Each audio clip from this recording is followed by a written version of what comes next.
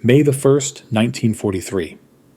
Roughly 20,000 feet above the English Channel. The radio compartment is burning hard, the kind of fire that brightens the metal around it. Ammunition is going off in sharp, irregular pops, sending fragments through the fuselage. 3 men have already left the airplane. 2 others are down and bleeding, and the pilots are sealed in the cockpit, cut off from the rest of the ship by smoke and flame. In the middle of it, standing, moving, working, is one enlisted gunner, Staff Sergeant Maynard Smith. The question is simple, and it isn't comfortable.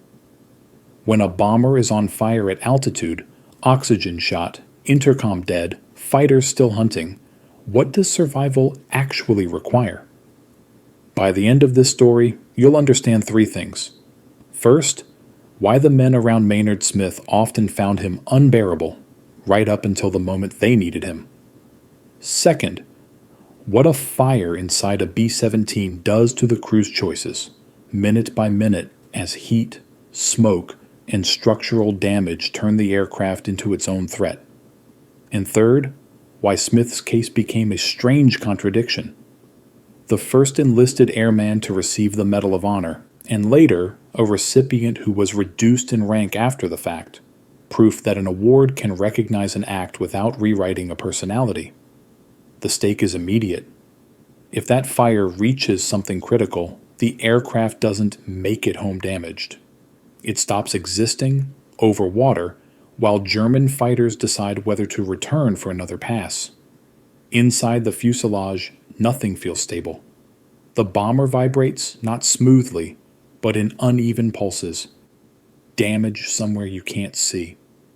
Smoke doesn't drift. It rolls along the ceiling and drops into the compartments in thick sheets. Smith's job title is not fireman. He is not an officer. He does not have authority in the way the Army usually means it. And yet, in this moment, he is the only person in the back of the aircraft who is upright and functioning. Somewhere after, a wounded crew member needs help now, not later. Somewhere forward, the cockpit is isolated and blind, and the fire has its own schedule. The difference between we land and we vanish can be a few inches of flame reaching a line or a tank. It can be an ammunition cooking off at the wrong second. So Smith begins with the only plan that exists in a burning airplane. Maynard Smith was born on May 19, 1911, in Cairo, Michigan. He grew up with advantages.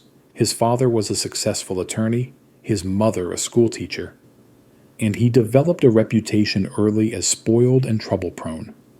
His adult life did not correct those tendencies.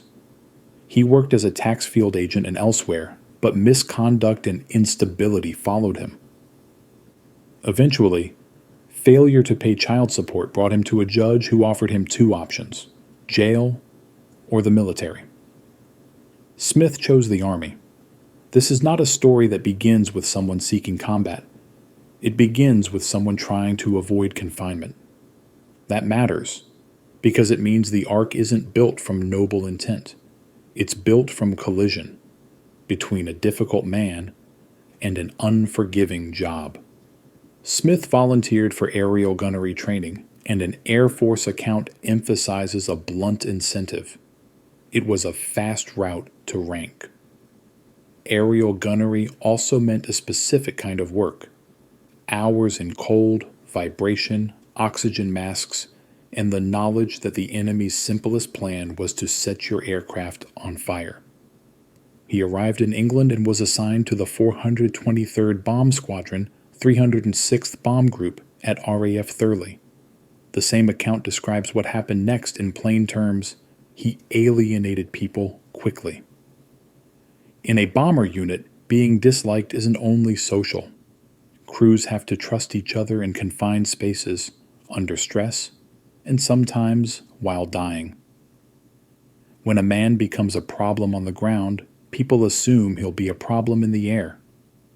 Replacement gunners usually got placed with a crew quickly. The war did not allow long waits, but Smith sat while missions happened without him, because men preferred the risk of flying short to the risk of flying with him. Then necessity finally won. On May the 1st, 1943, Smith went up as a replacement on a mission described in an Air Force account as a bombing run against Saint-Nazaire, France known among bomber crews as Flak City. And once he's in the airplane, the social story stops mattering. The question becomes, what kind of person is he when the aircraft starts to die around him? The B-17's ball turret is a place built for small men and hard endurance.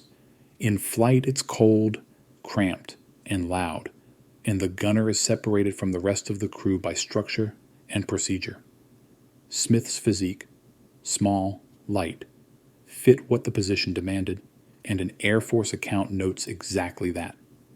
The mission goes out, they reach the target area, and then, on the way back, or during the engagement itself, depending on which account you follow, the aircraft is hit repeatedly by flak and by cannon fire from German fighters identified as FW-190s. Damage inside a bomber is not like damage on the outside. A punctured line does not stay a punctured line. It becomes liquid fuel in a metal tube with hot components nearby. When fire starts inside the fuselage, it behaves like a living thing. One Air Force narrative describes fuel pouring inside the plane after severe damage and that the aircraft caught fire. In a B-17, there's no place to step away from that. The spaces are narrow. The air is recycled through crew movement in draft. Smoke doesn't stay in one compartment. It takes the airplane from the inside. Smith loses electrical power to his turret. An account quotes him describing loss of electrical controls and manually cranking the turret around to get out. When he pulls himself back into the fuselage, he sees the scale of it. The center of the aircraft is compromised. Smoke, heat, and fire have turned familiar stations into obstacles. And now, the clock appears. Not a stopwatch, an engineering clock. The more heat the airframe takes, the weaker it becomes. The more smoke builds, the less the crew can think and breathe. Crewmen start leaving the airplane.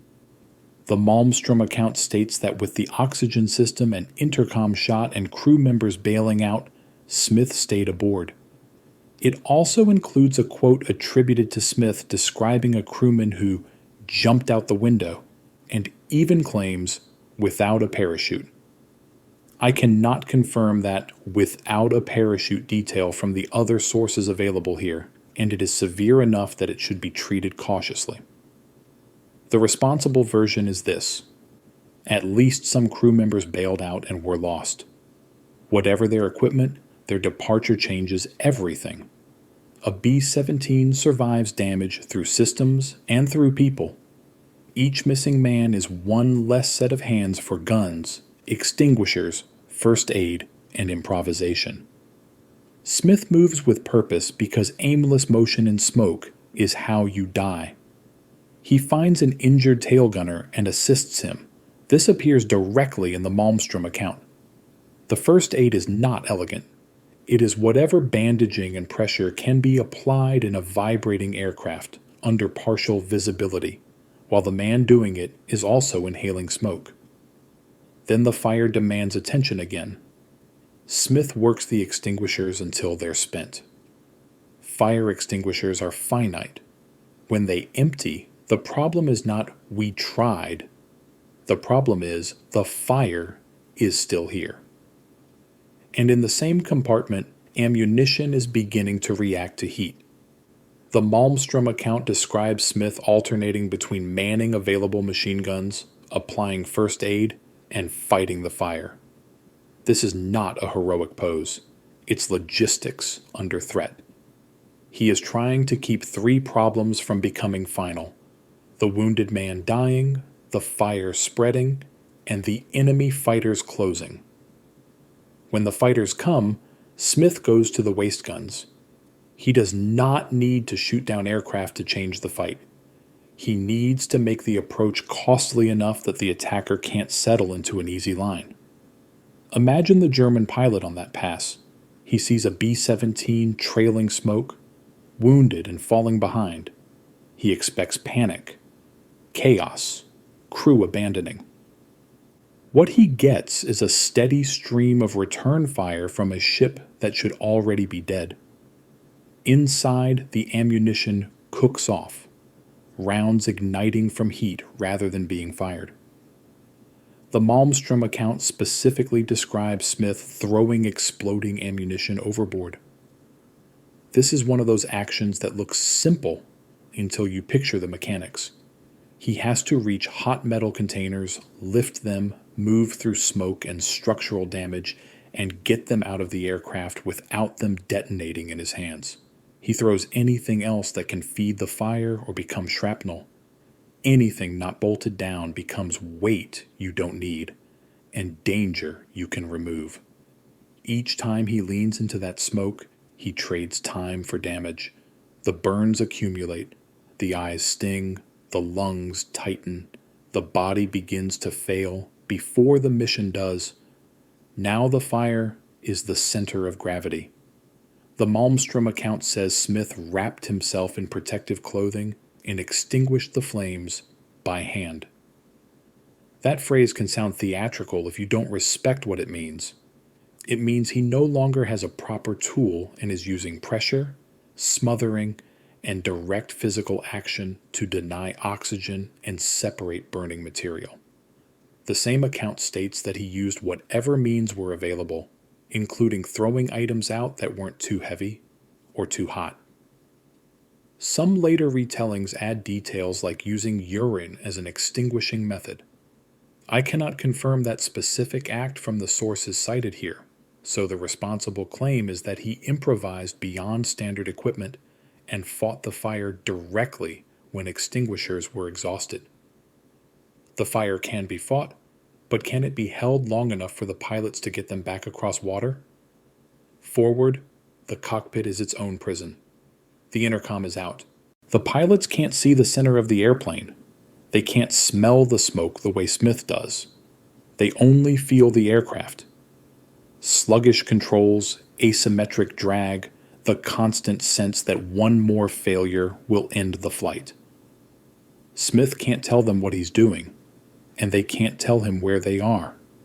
So he works without feedback, and they fly without knowing who is alive behind them. The channel below removes the last illusion. Over land, a crippled bomber might aim for fields and hedgerows. Over water, an uncontrolled descent becomes drowning, hypothermia, and disappearance. The airplane must either remain an airplane or it becomes debris. Eventually, the aircraft reaches England's southwest approaches. The Malmstrom account states it landed safely near the southwest tip of England. Other retellings name specific airfields. I cannot confirm the exact airfield name from the sources used here, so we will stay with what this Air Force account supports. The landing occurred near England's southwest tip. Smith later described the aircraft as riddled with roughly 3,500 bullet holes and said the center section was burned out, with only main beams holding it together. The landing is not a neat ending. A bomber that's been weakened by heat and perforated by fire can fail structurally even after it's on the ground. And Smith's own words describe exactly that kind of collapse shortly after landing. The men who stayed aboard walked away. Smith's action becomes official. He is awarded the Medal of Honor by Secretary of War Henry L. Stimson, and the Malmstrom account emphasizes its firsts, including the first Medal of Honor awarded to an enlisted airman and the first presented to a living airman in the European theater. The Army Air Forces had many brave men. What made Smith's story arresting was its contradiction. The same account describes him as a habitual troublemaker, disliked, and difficult. That contrast is not an embellishment added by later writers. It's part of the way the Air Force itself tells the story. a man used as a cautionary example in training culture and also a Medal of Honor recipient. And then comes the part that almost feels invented, but is reported in the same Air Force narrative. What happened when Stimson came to pin the medal on him? A ceremony is prepared, band present, senior leadership waiting, and Smith is missing. A search goes out. Eventually, they find him in the kitchen, on KP duty, scraping leftovers, assigned there for disciplinary reasons. The Malmstrom account states leadership failed to inform him properly, contributing to the moment. Whether it was miscommunication, indifference, or routine unit discipline, continuing despite fame, the result is the same. The most decorated enlisted airman in that moment is doing the lowest work on base because the unit still treats him as a problem. This isn't comedy. It's culture. In wartime units, myth doesn't always survive contact with the chain of command.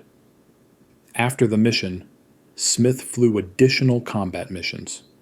The Malmstrom account specifies 4 more before a medical board diagnosed him with operational exhaust, and he was reassigned. We would use different language today, but the reality is the same. A man who spent a sustained period in a burning aircraft under attack, handling explosions and casualties, did not simply reset to normal afterward. The same account notes reassignment to a non-combat post and also describes a reduction in rank to private. The public story wants a clean ending: medal, applause, closure.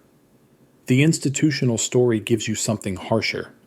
The mission did not cure the man, and the medal did not make him easy to manage.